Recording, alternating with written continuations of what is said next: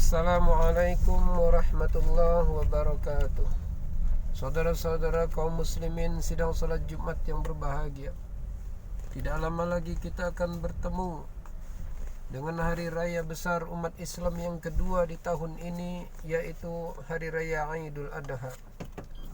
Di mana di hari raya Idul Adha ini pula kita akan bertemu dengan ibadah besar pula, yaitu ibadah menyembelih hewan kurban.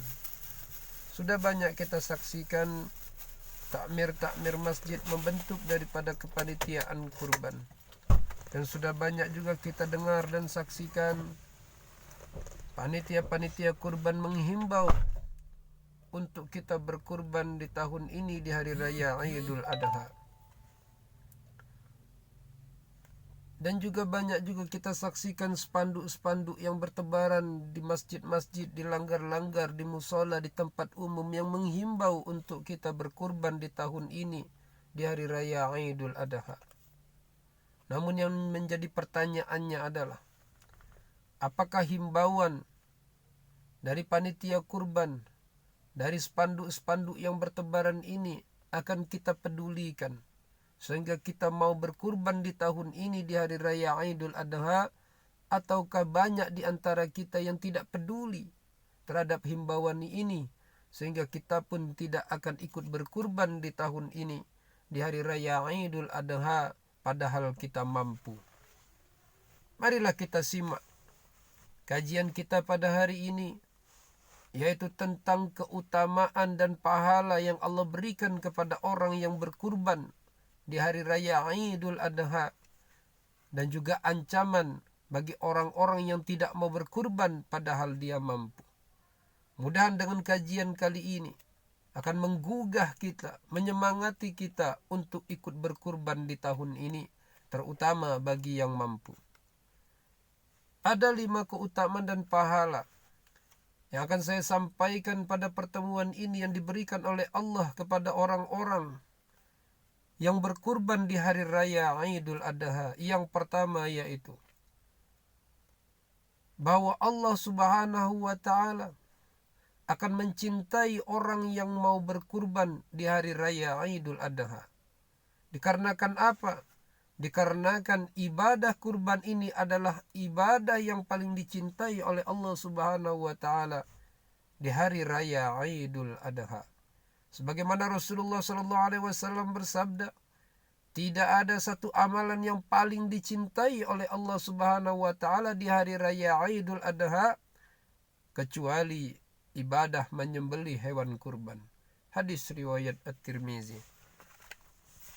Yang kedua, bahwa keutamaan dan pahala bagi orang yang berkurban di hari raya Idul Adha adalah Allah akan memberikan pahala yang berlimpah, mulai dari proses penyiapan atau pembelian hewan kurban sampai proses penyembelihannya.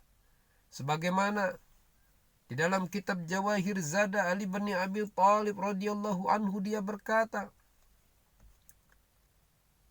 barang siapa yang keluar rumahnya dengan niat membeli daripada hewan kurban, maka setiap langkah yang dibuatnya, satu langkahnya Allah akan memberikan 10 kebaikan, menghapus 10 keburukan, dan diangkat 10 derajat untuknya. Dan apabila dia melaksanakan tawar-menawar terhadap hewan kurban yang akan dibelinya tadi, maka setiap kata yang dibuatnya, setiap kata yang keluar dari mulutnya akan dijadikan tasbih di hadapan Allah Subhanahu wa ta'ala. Dan di saat orang ini membeli hewan kurban tersebut, membayar hewan kurban tersebut, maka nilai yang dikeluarkannya tersebut akan dilipat gandakan oleh Allah, kebaikannya, pahalanya, rezekinya 700 kali lipat untuk orang yang berkurban tersebut. Dan di saat hewan kurban tersebut hendak disembelih kemudian dibaringkan di atas tanah, maka di saat itu juga seluruh makhluk Allah yang ada di langit dan di bumi akan berdoa memohonkan ampunan kepada Allah untuk orang yang berkurban sampai hari kiamat. Dan di saat hewan kurban tersebut disembelih, maka meneteslah darah. Dari setiap tetes darah tersebut, Allah akan ciptakan, jadikan 10 malaikat yang berdoa untuk orang yang berkurban tersebut memohonkan ampunan sampai hari kiamat. Inilah pahala-pahala yang melimpah yang Allah berikan, mulai dari proses pembelian hewan kurban sampai penyembelihan. Ini adalah keutamaan dan pahala yang kedua yang saya sampaikan pada pertemuan ini. Adapun keutamaan dan pahala yang ketiga, bahwa Allah akan memberikan pahala yang berlimpah dari setiap bulu yang ada atau yang tumbuh di badan daripada hewan kurban tersebut. Sebagaimana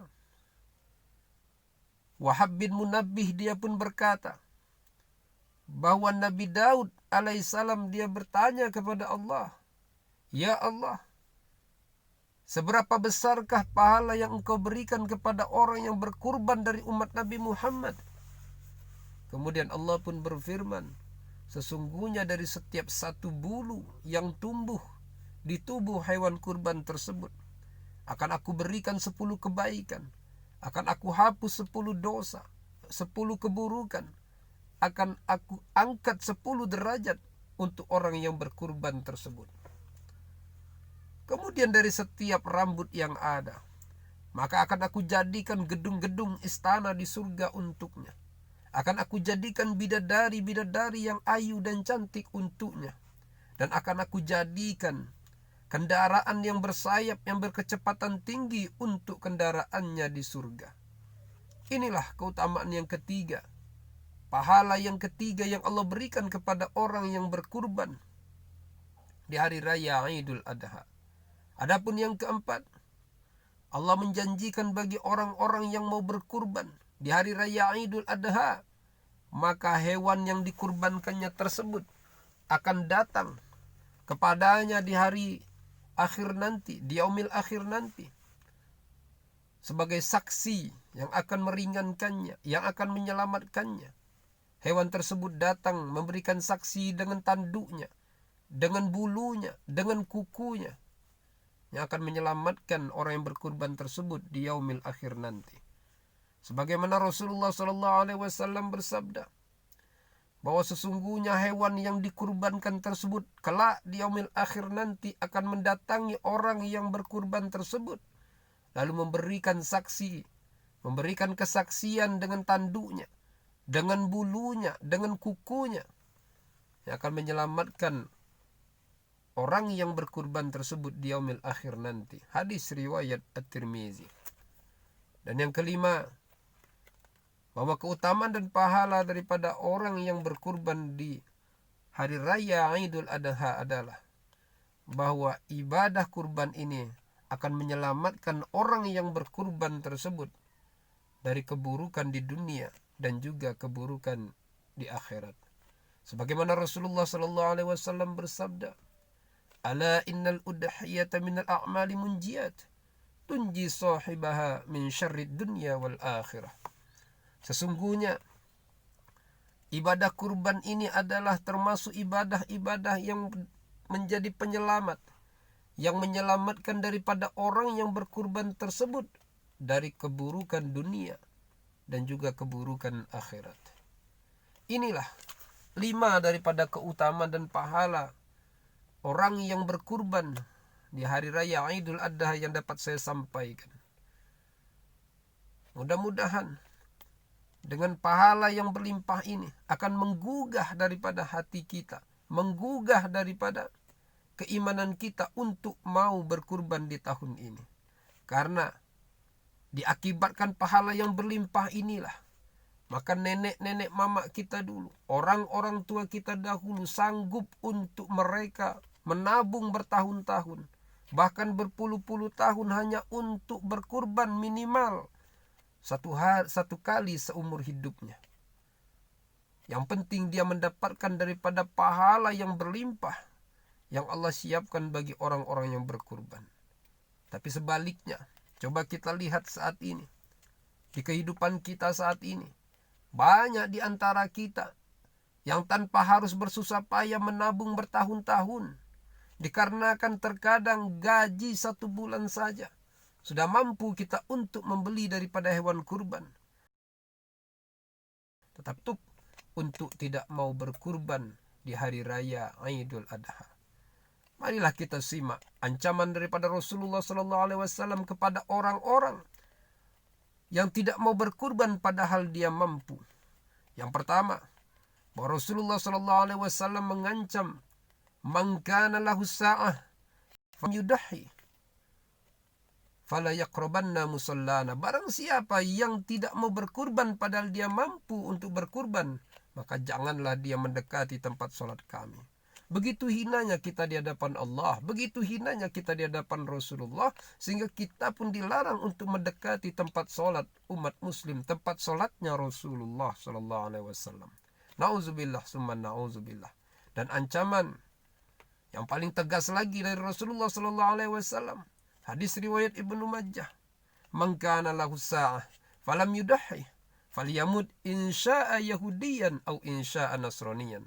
Barang siapa yang memiliki kemampuan untuk berkurban tetapi dia tidak mau berkurban, maka matilah saja dia. Kalau tidak dalam keadaan Yahudi, maka matilah dalam keadaan Nasrani. Dua kematian ini, dua pilihan ini, tidak ada yang baik untuk kita, karena kedua-duanya mengakibatkan kita masuk ke dalam nerakanya Allah, karena kita mati dalam keadaan su'ul khotimah. Dikarenakan ancaman inilah, sehingga Imam Hanafi menghukumkan bahwa kurban ini wajib bagi orang yang mampu. Tetapi Imam Syafi'i, Imam Maliki, Imam Hambali menghukumkan sunnah muakkadah. Demikianlah daripada khutbah yang dapat saya sampaikan pada pertemuan ini. Mudah-mudahan bermanfaat dan menggugah daripada hati kita, iman kita untuk mau berkurban di tahun ini, terutama bagi yang mampu. Kita doakan mudah-mudahan saudara-saudara kita ataupun diri kita yang tahun ini diberikan kesempatan oleh Allah berkurban, mudah-mudahan amalan ibadah kurban kita diterima oleh Allah Subhanahu wa taala dan membawa kebaikan di dunia dan akhirat bagi kita. Dan bagi saudara-saudara kita ataupun diri kita yang saat ini belum diberikan kesempatan oleh Allah tahun ini untuk berkurban, maka marilah kita doakan mudah-mudahan di tahun-tahun yang akan datang disegerakan oleh Allah untuk kita ikut berkurban. Demikian, mudah-mudahan bermanfaat. Barakallahu li wa lakum fil Qur'anil azim. Wa nafa'ani wa iyyakum bima fihi minal ayati wa dzikril hakim. Fataqabbala minni wa minkum tilawatahu innahu huwas samiul alim. Aqulu qawli hadza fastaghfirullahal azim li wa lakum wa li sairil muslimina wal muslimat wal mu'minina wal mu'minat fastaghfiruhu innahu huwal ghafurur rahim.